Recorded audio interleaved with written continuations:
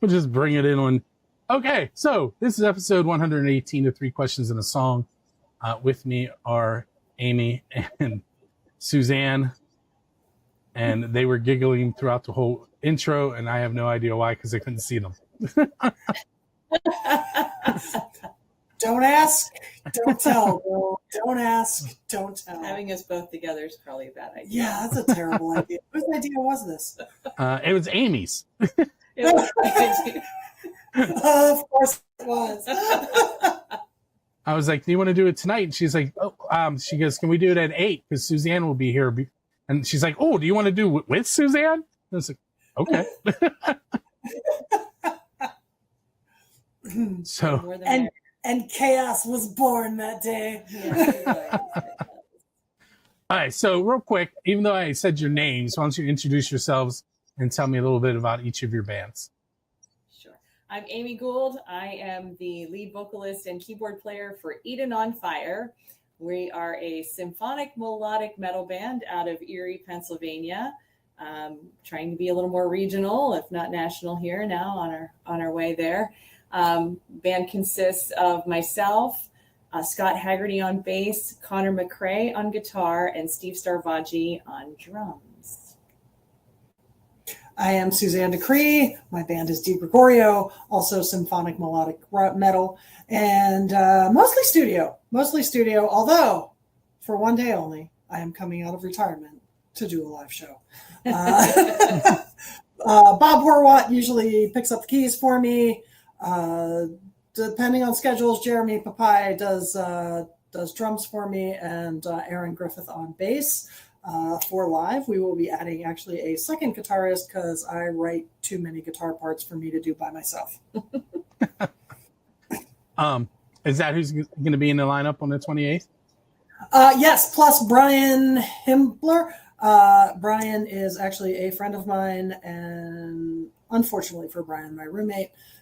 So if you could all keep him in your prayers, and that would be, I'm sure he would appreciate that. Yes, because he does have to put up with me all the damn time. All right, so let's get into the details of that show, since that's where it seems we're headed. It is at Broken Plow Western Martial Arts, which used to be a church in Creighton. If anyone's familiar, I mean, it's sort of still a church. We have an altar stage thing going on there. I think they worship swords there now, though. We worship Josh Parise, the Ape King. I have a sword story from there. She remembers. Don't we all? I have many sword stories. We were so at Broken Plow. They call me the Den Mom because I'm the one that keeps all the things flowing. I used to in the earlier, crazier days. I used to threaten everyone, like, look, you signed a waiver. If you get killed, you're going out the door with the waiver as a toe tag. Then the waivers went digital, and that just got really ugly. I can't take that. You have to attach a computer with it on the screen. Right. I have to attach the computer, remember the password, so that, 911 can get into it. It's just a mess now. It's just a mess. All right, so it's is that Saturday, June 28th. Saturday. Mm-hmm. And again, Creighton, for anyone who's not familiar, it's kind of like between Tarentum and where Pittsburgh Mills is. Is that a good description? Yeah, we are actually, if you're headed north out of the city, we are one exit past Pittsburgh Mills on exit 13. And it's really right there, like as soon as you get off the exit. Yeah. Make sure you turn left off the exit. If you turn right, I can't help you. You're going into New Kensington. Which is where I teach. See? It's going to end up being a Kurt Russell movie, Escape from New Kensington. So I teach right on the edge, though. I'm by the Trentham Bridge.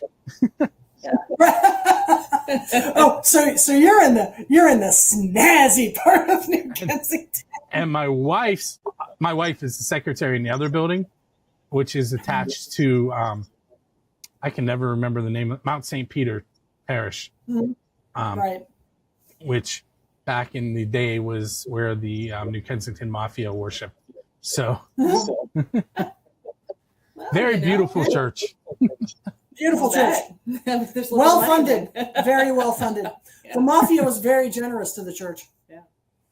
They bought a lot of indulgences back in the day. There's a lot of marble in there. So, Anyway. funny story about the mafia in church. My dad used to be a state investigator, and before we moved out here to Pittsburgh, the church we went to, St. Joseph Church in Downingtown, PA, father back then was Father Smith, and he used to come up to my dad and tell my dad what great guys the mafioso were. My dad used to make notes. His investigations. That's funny. It was freaking hysterical. So anyway, we have this show. Yeah, how did we get on that? We got Something about mobsters in church now. Mobsters in church with swords. It's great. Yes, So you should that's come what it out. was. All right, so doors are at 7, show starts at 8. Who's first? What's the game plan? Oh wait, there's supposed to be a plan? Well, that, nobody told us that. Suzanne's going on first. I'm going first. And Who's on first? Second. It will be on second. Just a little backstory. I went to one of the Broken Plow parties in December, Mhm. and I And now was everyone like, thinks we're lesbians. Wow, yeah, Right. they do, because Right. I was her 1+1, so it was a big rumor all night. Like, oh, is that your, Anyway, We both have boyfriends, by the way. but so it was like this fabulous party. And we have been wanting to do something down in the Pittsburgh region. And Suzanne said, well, why don't you do it here? And I was like, well, yeah, I mean, because it's a phenomenal room. If you've never been in there, I mean, you have, Bill, so it's like, what a great space. So we started plotting We a did. while back, We did in start probably plotting. in the wintertime, about this show Mhm. and making it more of a production rather than just a typical band concert. Mhm. So there's going to be a little bit more to it than Mhm. just two bands playing. So we're kind of Right. excited about that. We are very And excited. it includes about food and drink. So it. It it's includes food. open and- bar and light fare. So Light fare, yeah. It's and if you've never been to a plow party, you need to get to a light plow fare party. is probably still going to kick some butt. That's Yeah. all I got to say. Yeah. Yeah, I mean, if you've seen it's not going to be our Yule Ball food table, because nothing compares to our Yule Ball food table. It's amazing. Not even last year's Yule Ball will compare That's- to this year's Yule Ball food table. That's the Harry Potter themed one, right? It is. That's what yes. I went to. Oh, December Oh, 6th nice. this year, by the way. Yeah. YuleBallPGH.com. Anyway, so it's not going to compare to that, but it will. I mean, Vanessa never puts out a bad table, so it's going to be amazing. Whatever it is going to be amazing.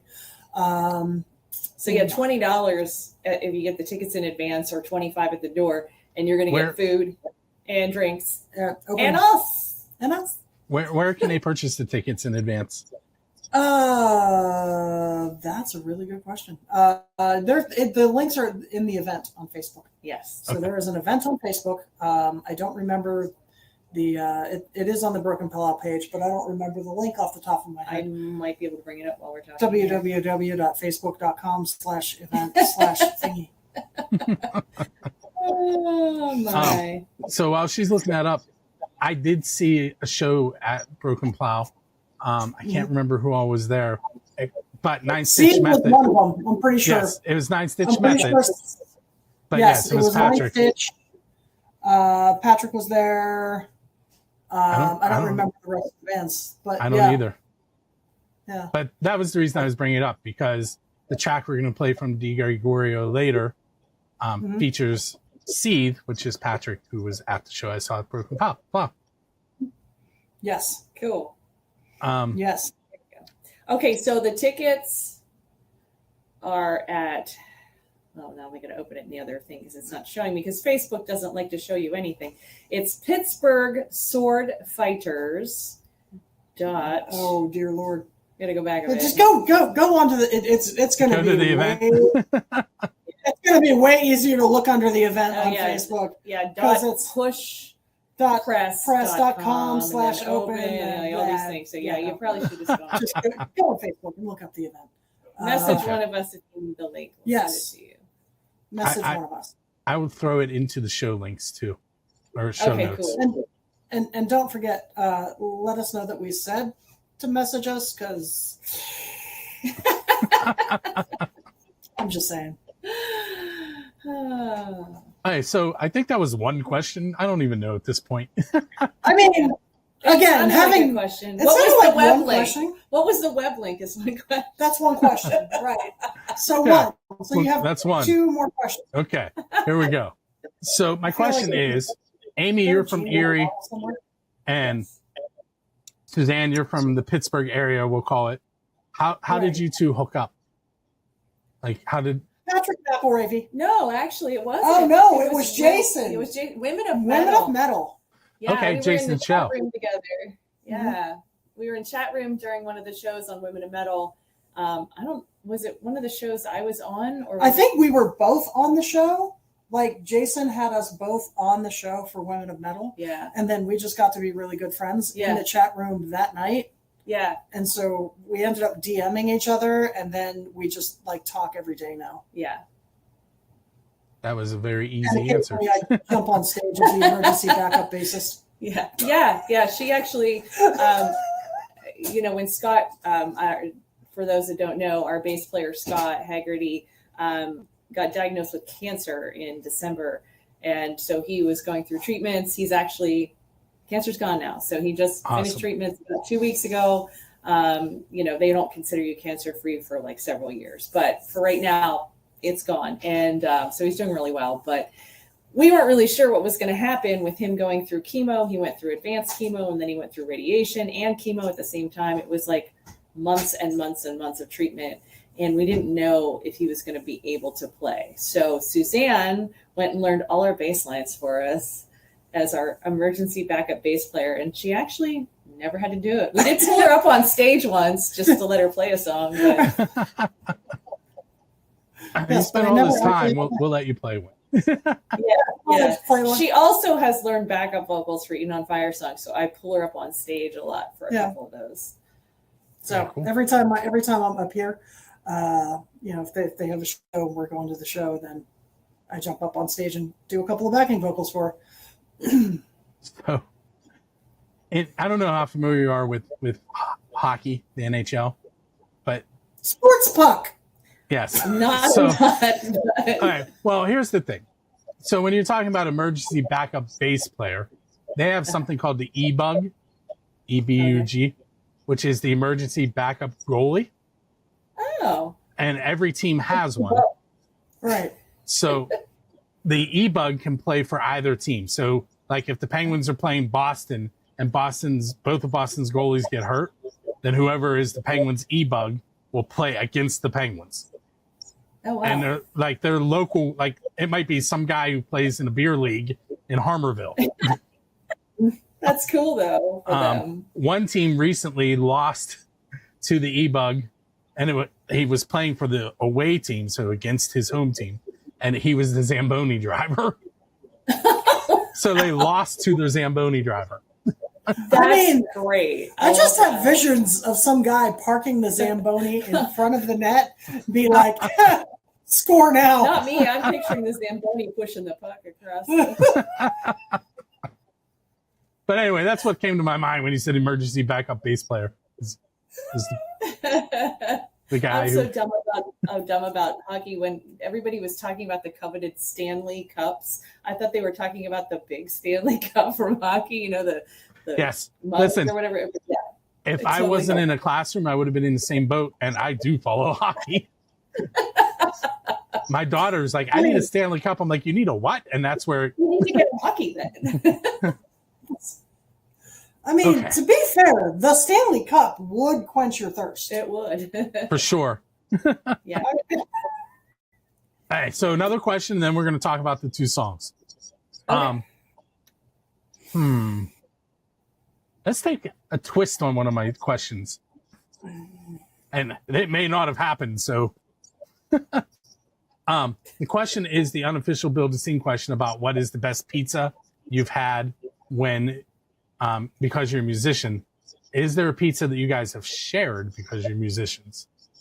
Oh, And if not, it has to happen. we're about to have frozen pizza, We're about to have so I don't frozen think that's pizza. going to be a really good candidate for the best. But We've DiGregorio. DiGregorio, right? No, we've never shared pizza. There was a pizza at Rathskeller's the one day. Yeah, that was For everyone. absolutely terrible. Yeah, but I didn't have any of that because I looked at that. There's pizza last and I time was you like, guys play there. I looked at that pizza and I went, I'm half Dago. No, It actually is one of my favorite places to play here in It is a Erie. great place to play. But yeah, I don't like their pizza. Yeah. Did you have pizza at Big Bar when we had it? no, I don't think. Oh, did I? Wait, yes, I did. We shared pizza at We the shared Big pizza Bar. at Big Bar, and Yeah. that's That pizza is actually pretty good for it was bar good. pizza. It was good for bar pizza. Yeah. Yeah. I mean, it's not the world's best. I lived in Philadelphia for some time. And I lived in New York for a while. And so, Oh, yeah, I wow. mean, Philadelphia pizza is like one step down from New York pizza. Yeah. So, and then now I live in Western Pennsylvania and she lives in Western Pennsylvania. So we just make do. Right. See, the reason that I know how to make butter cake, actual pretzels, and genuine Philly cheesesteaks is because I'm not from here and I know what those things should taste like. So, But I actually, if you're going to go with the best pizza, I used to live in Brooklyn. I worked in downtown New York, near Chinatown, and I used to go to Lombardi's for pizza. And Lombardi's is the best brick oven pizza ever. But no more Lombardi for me. It's too long of a drive. Yeah. And they don't deliver, the jerks.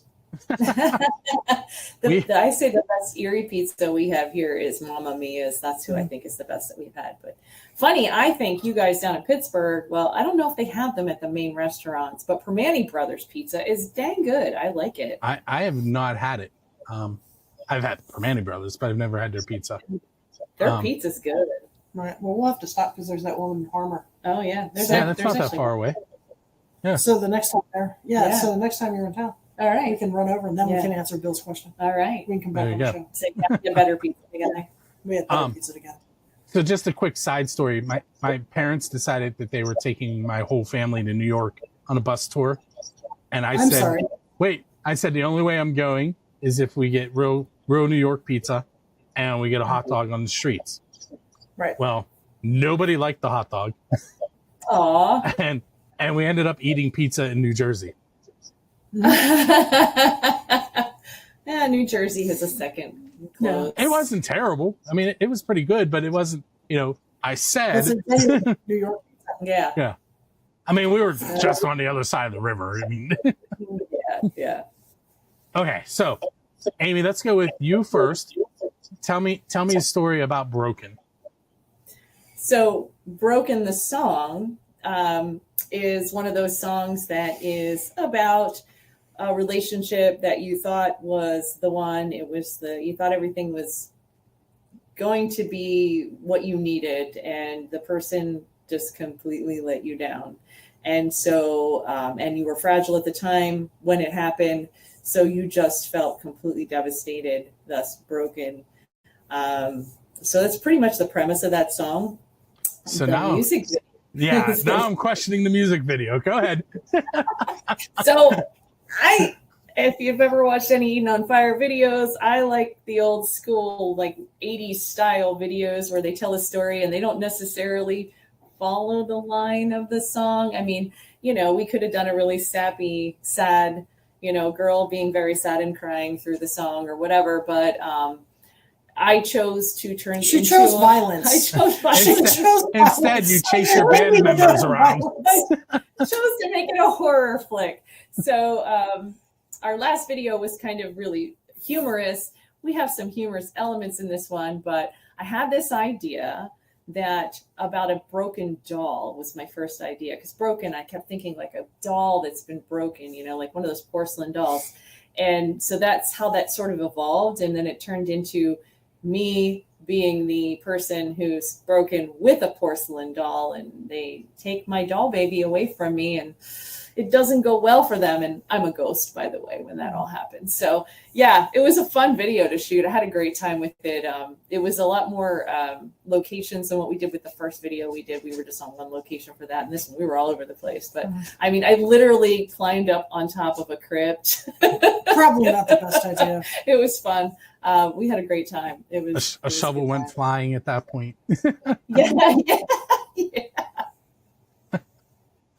Hey, Suzanne, how about Yes. Black Widow?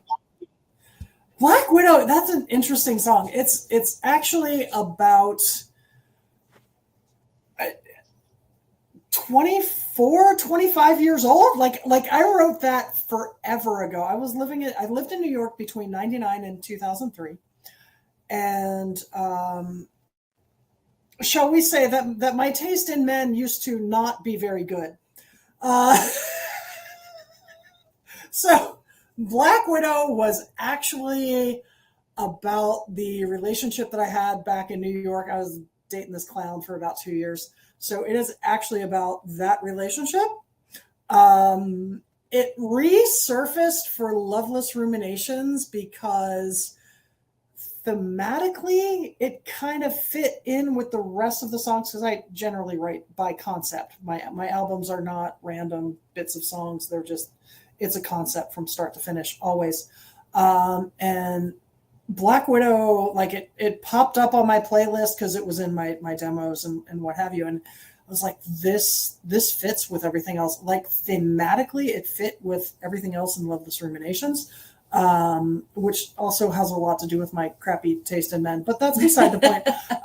The man that I have now, not crappy taste. Very, very, very nice man. But Loveless Rumination, it didn't fit musically or lyrically with the way I had written the rest of the album, but I was like, it's too close. I have to put it in there. And then we called everyone's friend Pat, or I called everyone's friend Pat. And I'm like, Pat, I need somebody to do I had messaged him. I'm like, hey, can you do some emo screamo on my album? And Pat was like, did you really just go emo screamo on me? Like, yes, Pat, yes, I did. So Seethe, Patrick McElravy, Seethe, does actually do the spider voice for me. So interesting side note, my keyboardist, Bob Horwat, is the only man in the world to whom I can send a song and say, Bob, I need this song to sound like spiders. And Bob literally texted me back, and what the bleepity bleep bleep bleep does a spider sound like? Like, I don't know, Bob, that's your problem. And Bob sent me back a song where it sounded like spiders. I'm like, cool. Nice. Cool. So yeah, so that's the story of Black Widow. It's like 24, 25 years old at this point. And it just got resurrected for this song, re-recorded some of the guitar parts, re-recorded the guitar solo, metaled it up a little bit more than what it was originally, because it wasn't quite metal. When I wrote it, it was more just like hard rock, so I metaled it up a bit. And another interesting side note is that Loveless Ruminations was I'm going to say the first time where I actually sang. I did try and do vocals on Black and White, but this was the first time where I was like comfortable actually singing my own stuff. So that's probably way more information than you ever wanted. You're welcome. Thanks. All right, so EdenOnFire.com, DiGregoriomusic.com. If you've been watching the video, it's over there. You can't see my hand when I point either. It's to my side. Everything's in reverse. Watch. I'm pointing left, which is on my right. Anyway. Anyway. I have that problem too. Yeah. Anyway, so what we're going to do now is we're going to take a moment. We're going to listen to those two tracks on the radio side. On the video side, you're going to get to see the videos. And if you're listening on the radio and want to see the videos, go to buildascene.com and click on 3 questions of the song, and you'll be able to watch the videos through YouTube that way. So I want to thank both of you for hanging out with me this evening. Thank you for having us. Yeah, absolutely. Thank you for putting up with our So much insanity. fun. Yes, it's Yeah. always fun to be here.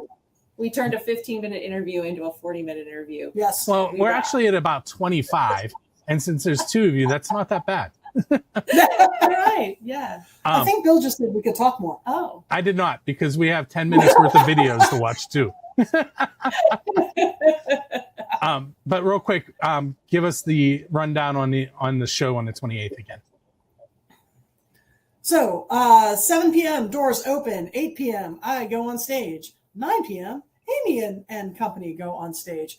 Open bar. There will be non-alcoholic beverages because we don't drink when we play. As well, there also will be alcohol. There will also be alcohol. Yeah, no, that's the point of the open bar. There will be food. There will be mayhem. Maybe some swords. There might be some swords.